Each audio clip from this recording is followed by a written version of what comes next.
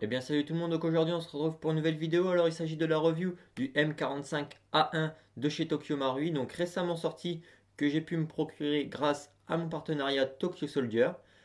C'est une réplique de type Colt 1911, donc c'est une variante.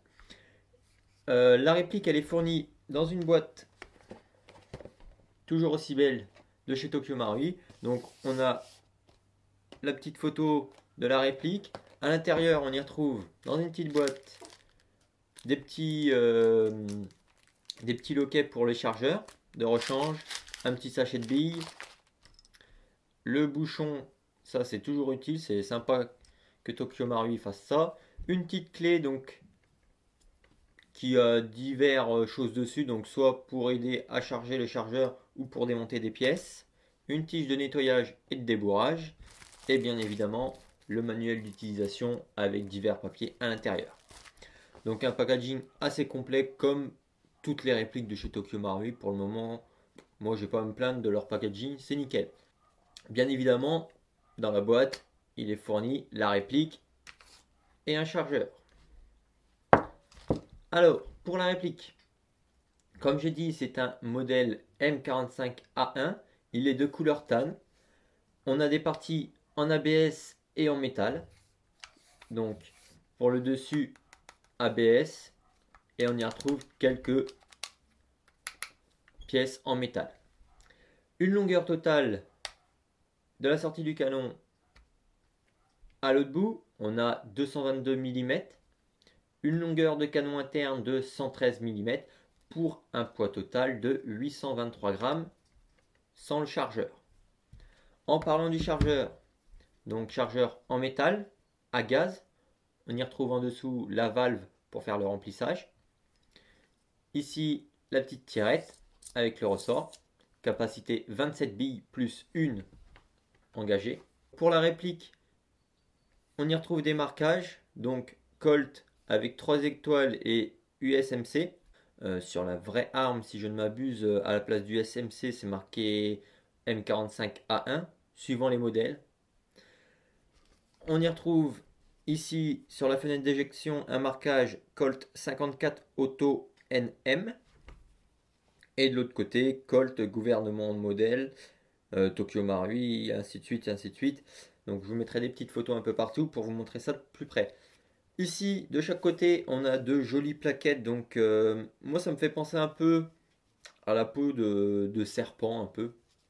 Ça fait un peu ces motifs-là. Enfin, après, c'est mon aperçu, mais voilà, ça me fait penser à ça quand je vois ça. De superbes plaquettes. J'aime bien. On a des organes de visée, donc 2 points, 1 point.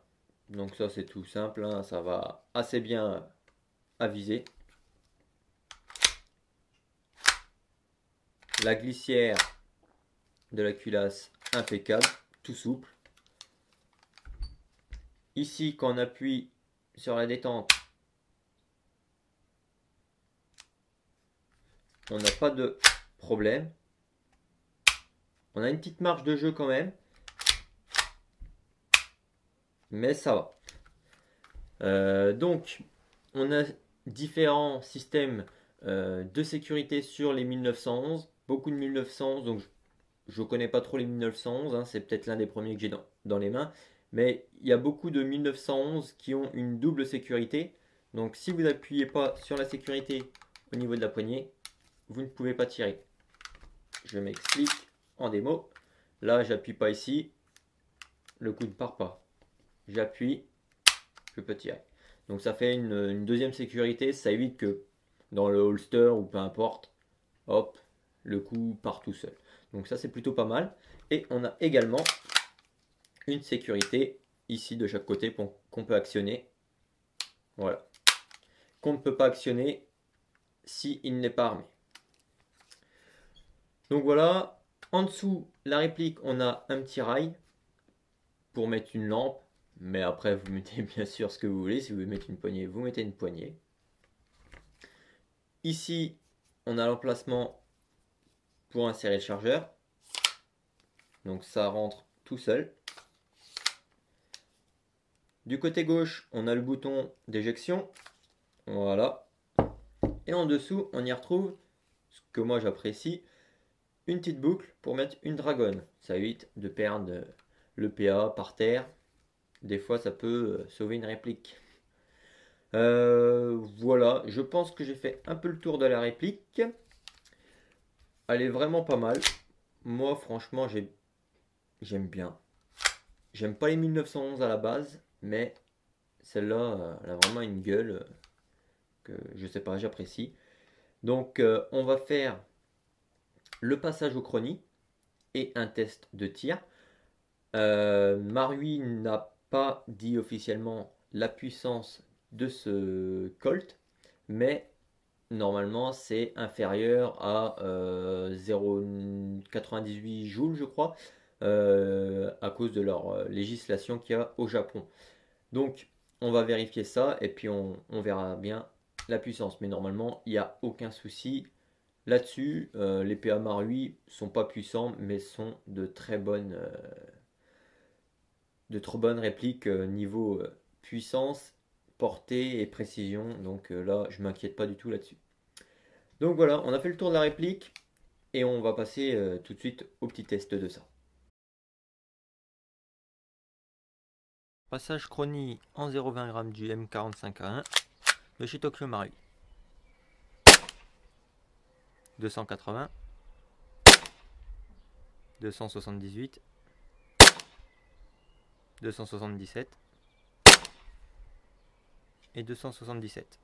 Test de tir sur une cible environ 15 mètres en 0,20 g.